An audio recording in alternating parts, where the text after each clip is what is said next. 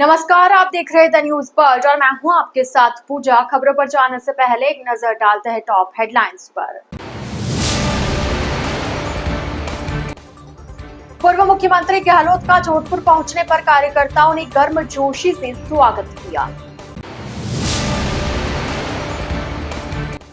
दुकानों में अवैध तरीके से शराब पिलाने पर पुलिस ने चलाया विशेष अभियान।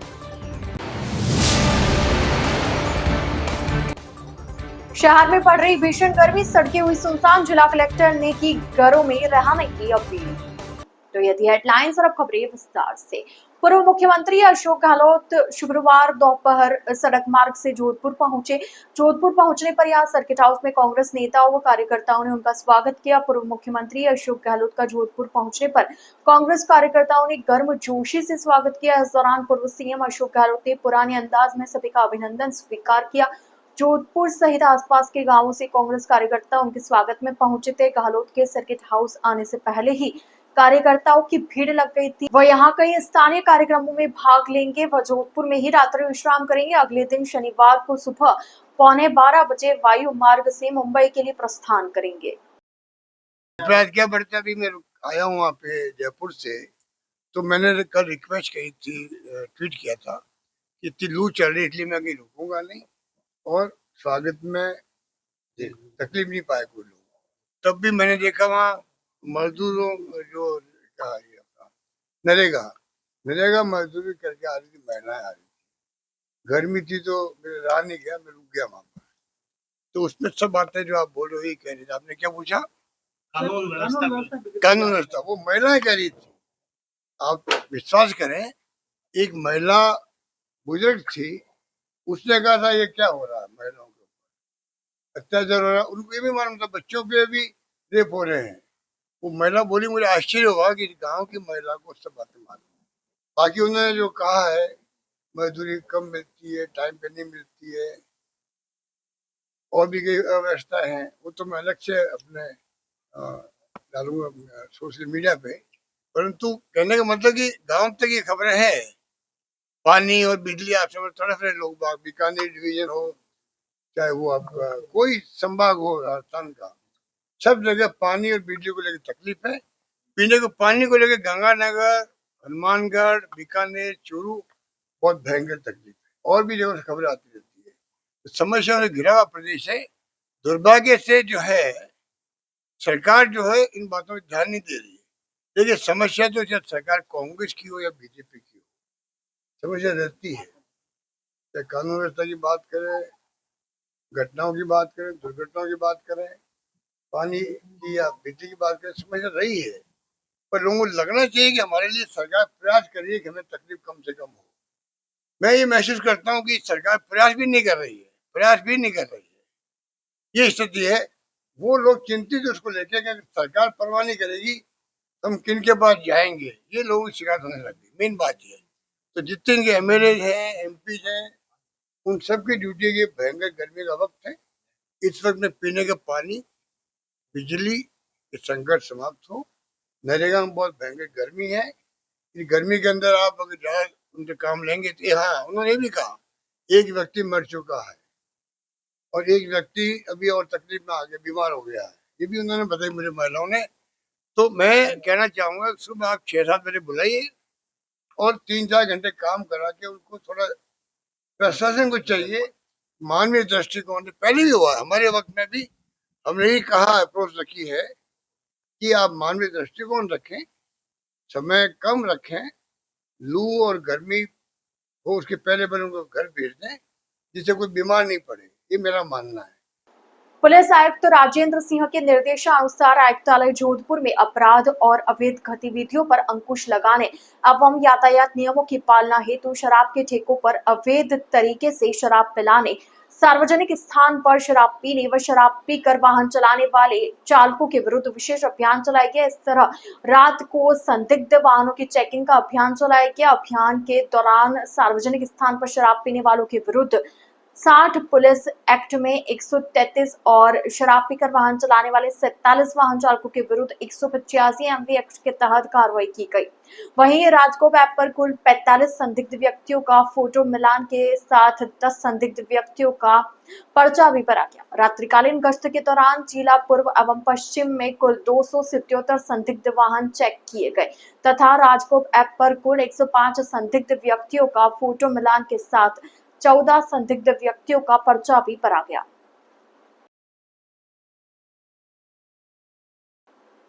जोधपुर शहर के निकट बोरानाड़ा क्षेत्र में आज सुबह 9:30 बजे एक हैंडीक्राफ्ट फैक्ट्री में आग लग गई। आगजनी में काफी नुकसान भी हुआ, मगर समय पर पहुंची दमकलों ने तत्काल आग पर काबू पा लिया। फैक्ट्री परिसर में लगे फायर सेफ्टी उपकरणों की मदद से आग पर काबू पाया गया। बाद में दमकल भी पहुंच गई। बासनी फायर स्टेशन प्रभारी प्रशांत सिंह के अनुसार सुबह बोरानाड़ा में आई एक हैंडीक्राफ्ट फैक्ट्री में आग की सूचना पर गाड़ी को रवाना किया गया। बाद में 4-5 अन्य दमकलों को भी वहां भेजा गया। बोरानाड़ा से दमकलें वहां पहुंची। तकरीबन 2 घंटे की मशक्कत कर आग पर काबू पाया गया। आग लगने के कारण का पता नहीं चला है। वहीं फैक्ट्री मालिक प्रवीण सिंह का कहना है कि फैक्ट्री परिसर चारों तरफ से खुला होने पर दमकलों को भी ज्यादा गाड़ियों को लाने ले जाने में मशक्कत नहीं करनी पड़ी। साथ ही फायर सेफ्टी उपकरण भी सही काम कर रहे थे। फैक्ट्री को नियमानुसार ही बनाया गया ताकि आने वाली विपदा से आसानी से निपटा जा सके।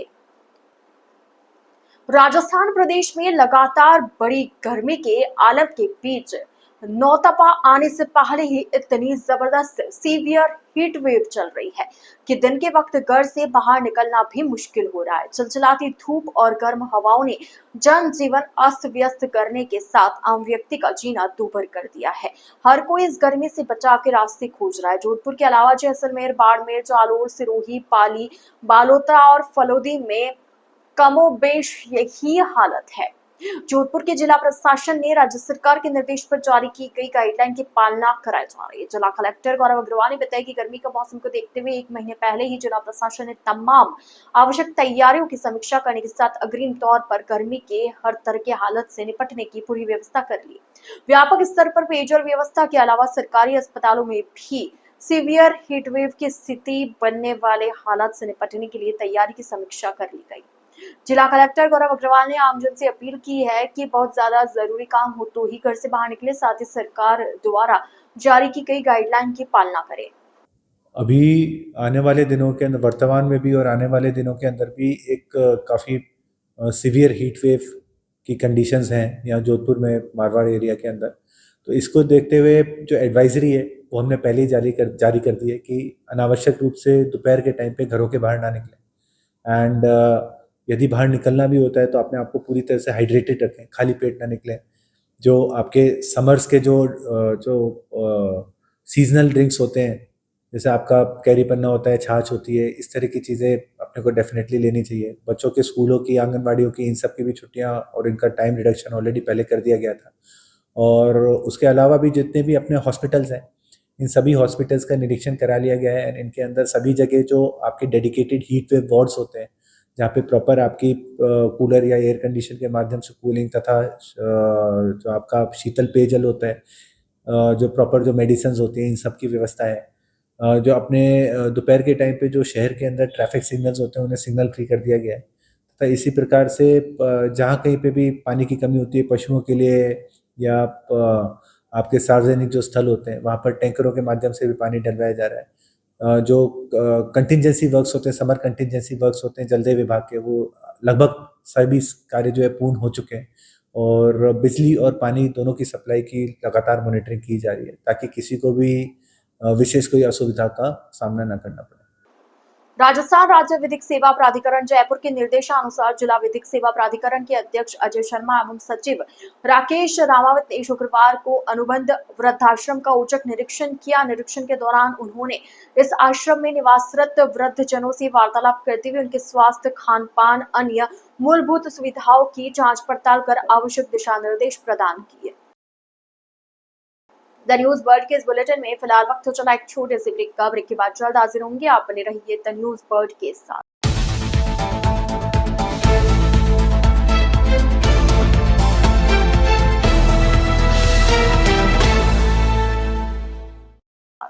ब्रेक के बाद आपका स्वागत है। डॉक्टर सर्वपल्ली राधाकृष्णन राजस्थान आयुर्वेद विश्वविद्यालय के कुलगुरु प्रोफेसर प्रदीप कुमार प्रजापति के मार्गदर्शन में centre for human resource development द्वारा आयोजित कंटिन्यूअस कैपेसिटी बिल्डिंग प्रोग्राम के अंतर्गत फैकल्टी डेवलपमेंट प्रोग्राम का समापन हुआ।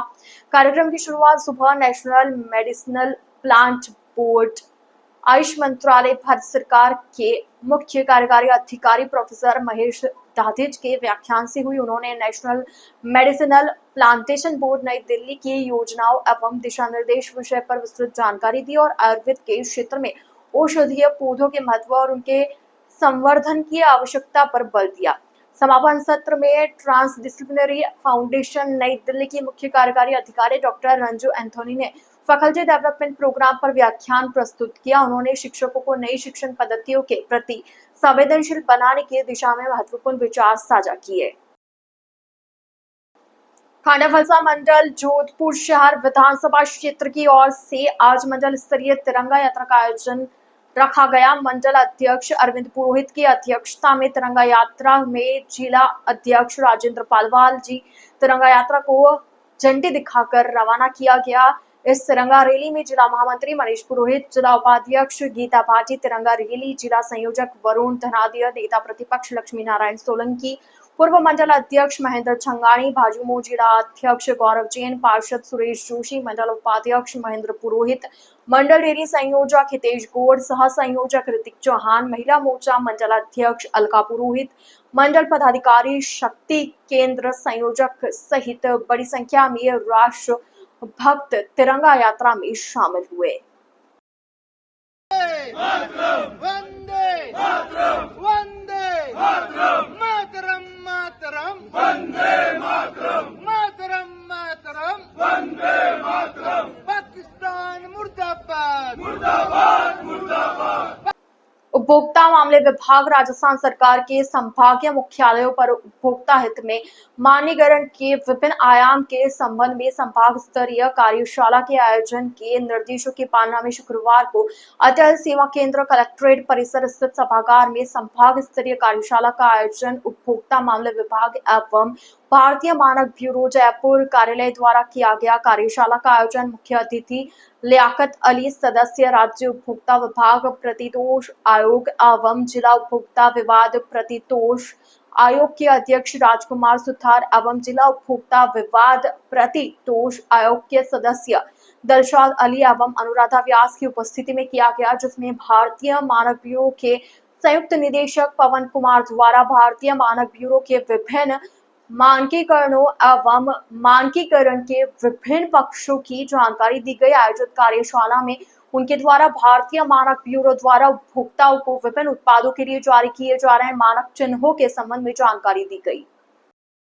भारतीय मानक ब्यूरो एवं उपभोक्ता मामले विभाग के संयुक्त तत्वाधान में उपभोक्ता मानकीकरण एवं सशक्तिकरण कार्यशाला का आयोजन अटल सेवा केंद्र में आयोजित किया गया।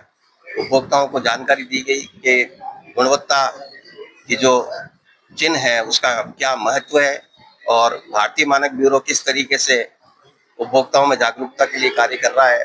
उपस्थित उपभोक्ताओं को हॉलमार्क के बारे में जानकारी दी गई।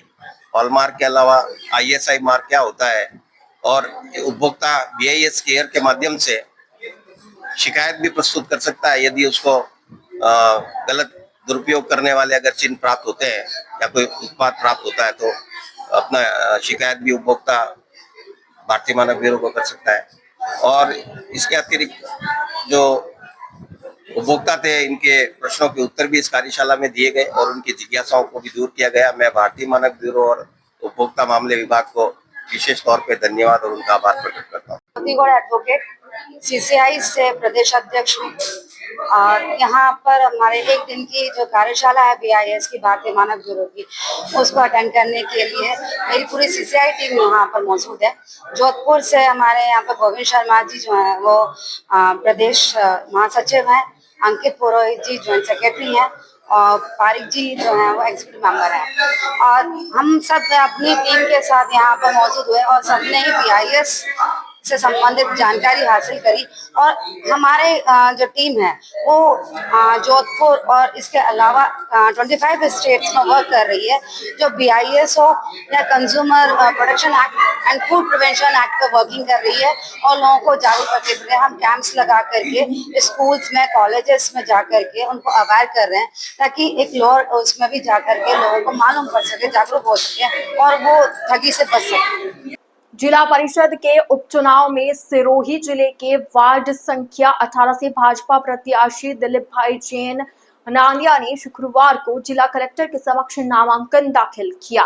भामाशाह एवं भाजपा के वरिष्ठ कार्यकर्ता दिलीप जैन का वार्ड संख्या 18 से चुनावी रणभेरी में भाग्य आजमा रहे हैं।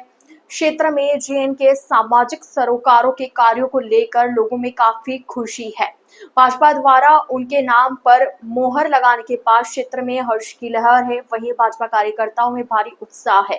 भाजपा प्रत्याशी दिलीप जैन के नामांकन के दौरान राज्य मंत्री ओटाराम देवासी, जालोर सिरोही सांसद लुम्बाराम चौधरी, आबू पिंडवाड़ा विधायक समाराम गरासिया, भाजपा जिला अध्यक्ष डॉक्टर रक्षा भंडारी सहित कई भाजपाई क्षेत्रवासी मौजूद रहे। जिला परिषद के वार्ड संख्या 18 से जालोर सिरोही के वर्तमान भाजपा सांसद लुम्बाराम चौधरी इस सीट में जिला परिषद सदस्य थे। भारतीय जनता पार्टी जिंदाबाद जिंदाबाद। आज हमारे 18 नंबर से भाई दिलीप भाई का नामांकन के लिए सिरोही हमारे वहाँ के सभी कार्यकर्ता, सभी जनप्रतिनिधि एक राय होकर के दिलीप भाई का नाम तय हुआ है और तय करके प्रदेश वालों ने भी दिलीप भाई का नाम तय किया है। इसलिए आज सभी हमारे जनप्रतिनिधि, विधायक महोदय, जिले के पदाधिकारी, सभी जिलाध्यक्ष और सभी पार्टी के पदाधिकारी सब साथ में है। और ख़ास करके विशेष करके 18 नंबर की सभी कार्यकर्ता और जनता साथ में आज आकर ये फॉर्म भरवा रहे हैं और दिलीप भाई यहाँ से भारी बढ़ते। पहले तो इस पे कहना चाहूँगा कि सभी कार्यकर्ता और पदाधिकारियों का बहुत बहुत धन्यवाद, जो मुझे इस सीट से उम्मीदवारी के रूप में उतारा है।